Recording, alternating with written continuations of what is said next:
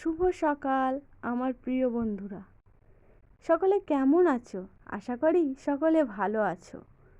দক্ষিণ চব্বিশ পরগনা জেলার ছোট্ট একটি গ্রাম থেকে আমি সালমা, ব্লগার সালমা চ্যানেলে নতুন একটি ভ্লগের সঙ্গে সবাইকে স্বাগত জানাই। দেখো, এই কদিন তো টানা বৃষ্টি হচ্ছে, তবু একটু থামছে, কিন্তু আজকে সকাল থেকেই বৃষ্টি হচ্ছে। আর আমার বাড়িটা তো একটু গাছপালা ভর্তি, তো প্রচুর পরিমাণে মশা। আর আমার একটা ছোট্ট মাম্মাম আছে, তো তাকে খুব মশা কামড়ায়।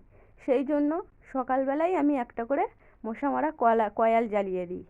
তারপরে দেওয়ার পরে সকালবেলা বাসি কাজ করেছি, সেগুলো তোমাদের সঙ্গে শেয়ার করা হয়নি। সকালবেলা থালা বাসন মেজে নিয়েছি, আমার মাম্মামের জামা কাপড়গুলো কেচে ধুয়ে নেওয়া হয়ে গিয়েছে। এখন চলে আসলাম এইবারে গ্যাস মুছতে। এই গ্যাস মোছার পরে আমার মাম্মামের আবার খাবার তৈরি করব। আর প্রতিদিন গ্যাস না মুছলে কীরকম একটা মনে মনে হয়। যতই আমি রান্নার পরে প্রতিদিনই গ্যাস মুছি, আবার সকালবেলা করেও শুরু করি। দেখো আমার ব্যালকনিটা কী সুন্দর লাগছে। থালা বাসনগুলো ভালোভাবে গুছিয়ে নিলাম, কিন্তু এখনও আমার বিছানা গোছানো হয়নি।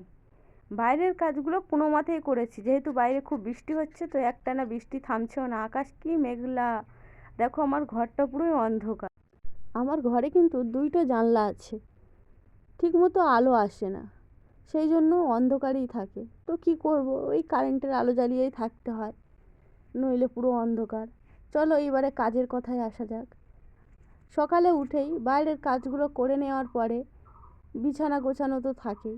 বিছানাটা ভালোভাবে টান টান করে গুছিয়ে নিয়েছি। বিছানা গোছানোর জন্য ঘরটা দেখবে খুবই সুন্দর দেখায়। তো আমার তো খুব ভালো লাগে বিছানা গোছানো। বিছানা একটু গোটালেই আমি খুব রেগে যাই। আর তাছাড়া আমার তো একটাই ঘর, তো বিছানা সব সময় গুছিয়ে রাখতে ভালোই লাগে।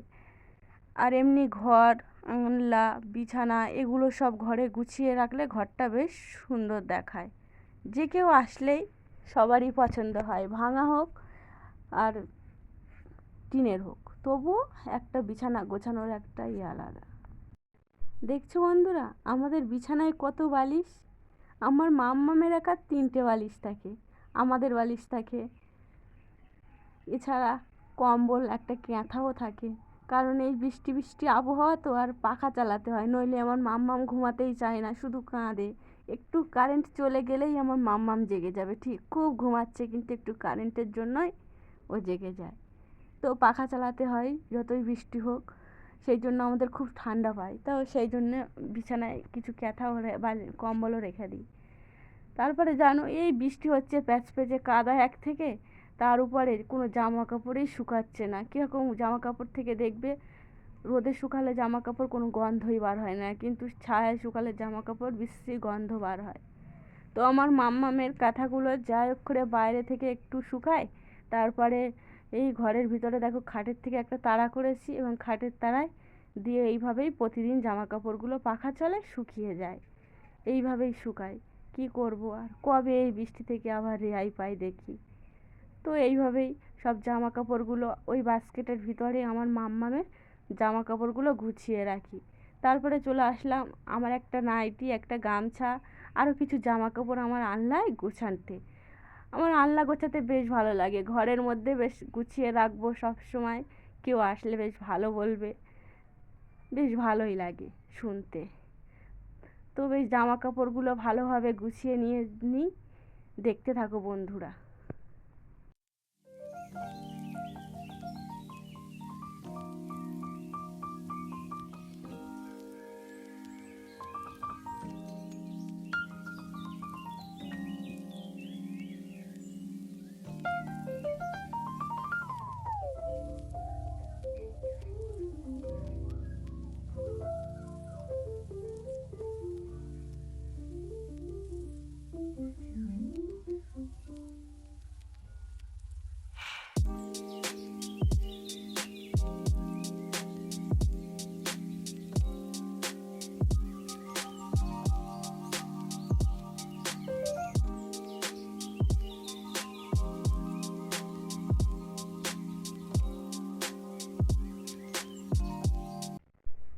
ঘর বারান্দাগুলো ভালোভাবে গুছিয়ে টিপটপ করে একদম চকচকে করে রেখে দিয়ে চলে আসলাম আমার মাম্মামের খাবার তৈরি করতে।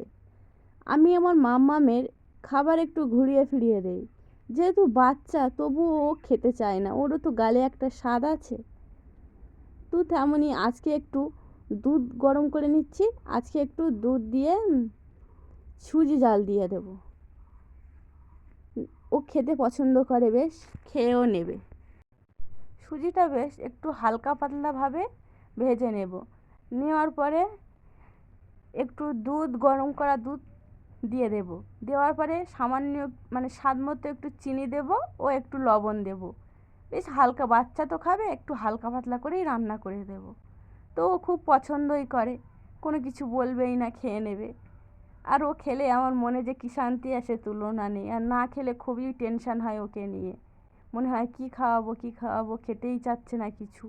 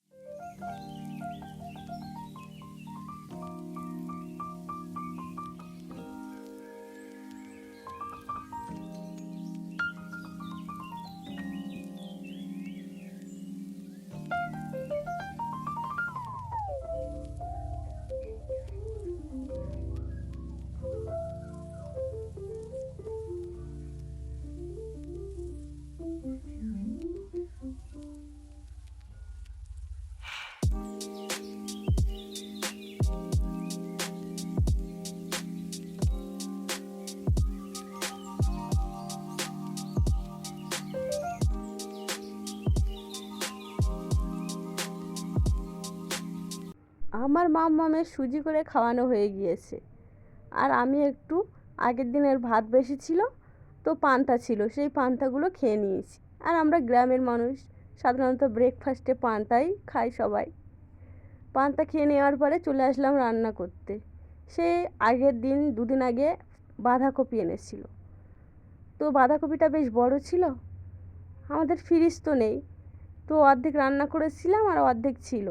তা কী করবো, শুকিয়ে যাচ্ছে, সেই জন্য আজকেই বাঁধাকপি কেটে নিচ্ছি। বাঁধাকপি, আলু আর মাছ দিয়েই রান্না করব। দেখতে থাকো বন্ধুরা।